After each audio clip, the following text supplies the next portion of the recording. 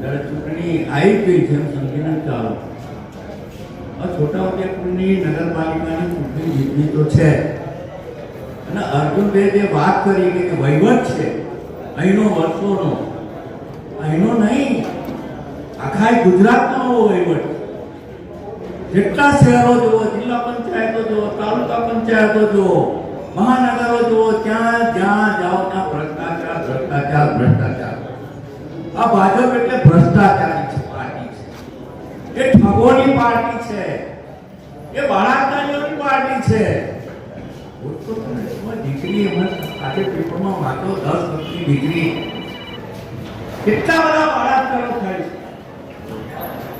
શું થઈ રહ્યું છે આ દેશમાં? દુઃખ એ થાય છે કે લોકસભા પણ ચાલુ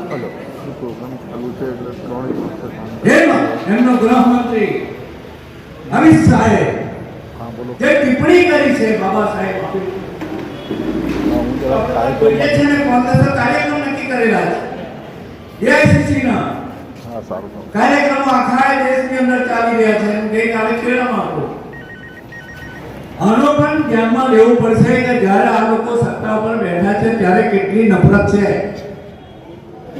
દેશની જ્યારે આઝાદી લેવાની જે સંગ્રામ ચાલતો હતો એની અંદર મહાત્મા ગાંધીજીના નેતૃત્વમાં આખો સંગ્રામ ચાલ્યો.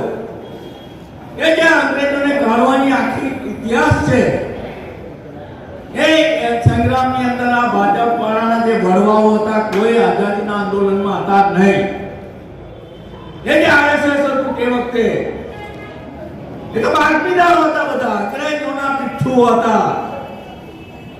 એમણે જે રોડા નાખ્યા, મહાત્મા ગાંધીજી, સરદાર વલ્લભભાઈ પટેલ સાહેબ અને જે બધા જવાહરલાલ નહેરુજી જે આઝાદીના જંગની અંદર જે લડ્યાને આઝાદી આપી અને જે બંધારણ આપ્યું બાબા સાહેબ આંબેડકરે, એ બંધારણ વૈશ્વિક સમસ્યાઓનો ઉકેલ છે. જે બીજા દેશો પૂછે છે કે આ બાબા સાહેબનું બંધારણ એવું છે કે બીજા દેશો પણ એમાંથી પોતાનું બંધારણ બનાવશે, એમાંથી લે. એ મહાન વિભૂતિ એનું અપમાન કરે છે આંબેડકર આંબેડકર આંબેડકર. અને આંબેડકર બોલીને કહે છે આટલી વાર બોલે તો સ્વર્ગમાં જવાય ભગવાનનું નામ લે. આટલી હદ સુધી નફરત છે. એટલે આ તમને કહું છું કે એનો ઇતિહાસ જે છે એ ઇતિહાસ તમે બધા જાણો છો, પણ ઇતિહાસ હવે ભૂલાઈ દેવા માંગે છે.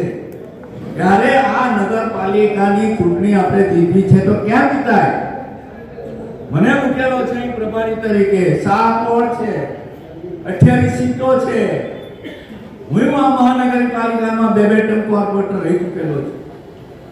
એટલે જીતવાની એક જ વાત છે, સંગઠન જે મજબૂત કરી રહ્યા છીએ આપણે, અને આ એક પીરિયડ પૂરો થઈ જવા આવ્યો છે, હવે એક્શનમાં આવવું છે. શહેર સમિતિ તો તૈયાર છે, 7 વોર્ડ છે, એના પ્રમુખ છે, એનું સંગઠન પણ પૂરું કરી દેવું છે. સાથે સાથે જે પાંખો છે, ફ્રન્ટલ યુવક કોંગ્રેસની પ્રમુખની નિમણૂક થઈ ગઈ. એ પાંખોની અંદર અતિ મહત્વની જે પાંખો છે એમાં ઓબીસી જાતિ, એનું જે સંગઠન છે એના પ્રમુખ બનાવવાનો બાકી. એસટી ના પ્રમુખ, માઇનોરિટીના તો છે. આ જે પાંખો છે એનું પણ એટલું જ મહત્વનું યોગદાન છે. અહીં આગળ આદિવાસી વસ્તી વધારે છે, ઓબીસી ની જાતિઓ છે, તો ઓબીસી નું સંગઠન છે એને કામ શું કરવાનું? એનો પ્રમુખ બનીને 8-10 જણા જ્યાં જેટલા વાસ હોય ઓબીસી જાતિઓના, કોઈ મદારી વાસ હોય, કોઈ ભરવાડ વાસ હોય, કોઈ રબારી વાસ હોય, એ જાતિઓમાં જજો. આ ભાજપ વાળા ત્યાં બેઠેલા છે. આપણે ખાતને જઈને બેહવું પડશે અને રોજ 2 કલાકનો હાંડિયા વાસોમાં જવાનું કરે. સંગઠન સમિતિઓ તો છે, પણ સૌથી અગત્યની સમિતિ બુથ સમિતિ છે. બુથ સમિતિ 15-20 જણ બહેનોને જોડો, યુવાનો જોડો, એ બનાવીને બુથ સમિતિ 15 જણાની બનાવીને રોજ સાંજે 2 કલાક કાઢો. ખેસ પહેરીને એક બુથમાં 1000 વોટ છે, 900 વોટ છે, એથી તો વિશેષ વોટ છે જ નહીં, તો 250 કરવાના છે ને. કરવાનું શું છે? આ જો 250 ઘરમાં ફરશો તો તમારો ઘરોબો થઈ જશે. એ ખેસ પહેરીને આવશે, એના ખાટલે બેસશો, એ ચા પીવડાવશે, એટલો બધો ગરોબો થઈ જશે કે મતદાનના દાડે કોઈ તકલીફ જ નહીં પડે. એટલે આ તમે કરજો, મારું એવું કહેવું છે. એટલે જે મુશ્કેલીઓ બધી છે, ભાજપ બધી સત્તા છે, પૈસો છે, દારૂ છે, આ બધું હેઠ જ છે ને, તેની ચોકીદારી કરવી પડશે. આની પર ધ્યાન આપવું પડશે કે મતદાન 90% 95% કરજો. સરપંચની ચૂંટણી હોય તો 95% વોટ થાય. તાલુકા પંચાયતની ચૂંટણી હોય તો 70-75% વોટિંગ થાય છે જિલ્લા પંચાયતમાં. વિધાનસભામાં 60% અને લોકસભામાં 45%. તો જે વોટ રહી જાય છે સરપંચની ચૂંટણીમાં થાય છે એટલું વોટિંગ કરજો. હોજો ખૂણે ખાંચરેથી લાવજો વોટ, અને ભાજપને બૂથમાંથી કાઢજો, મારી જોડે કાઢજો, નહીં તો આ દેશ ખતમ થઈ ગયો છે. આમાંથી આપણે શરૂઆત કરીએ.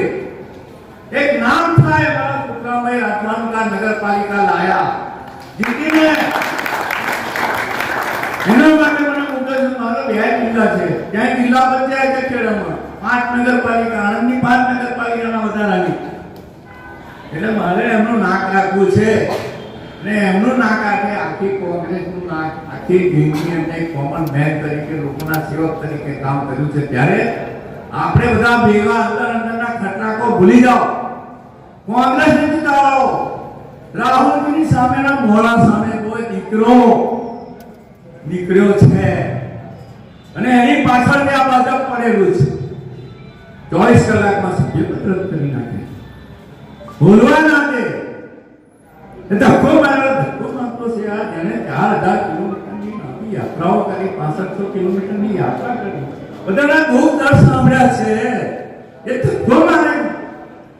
એટલે આવા લોકો છે. ત્યારે રાહુલજી, પ્રિયંકાજી, એ પણ દીકરી બહાર આવી છે, એનો ઇતિહાસ છે.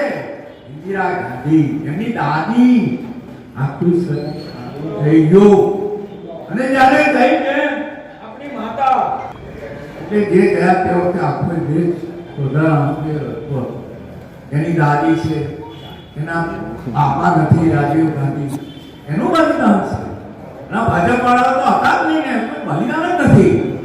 આ સમજીને દેશ બચાવવાનું કામ ચાલે છે. પહેલા અહીં નગરપાલિકા આપણે કોંગ્રેસ તરીકે લાવીએ, કોંગ્રેસ જીતાડીએ, તો રાહુલ ગાંધીના હાથ મજબૂત થશે. જઈ છોટાઉદેપુર સહિત રાજ્ય, દેશ અને દુનિયાના સમાચાર જોવા માટે સબસ્ક્રાઇબ કરો તીર સમાચાર અને બેલ આઇકોન જરૂર દબાવો.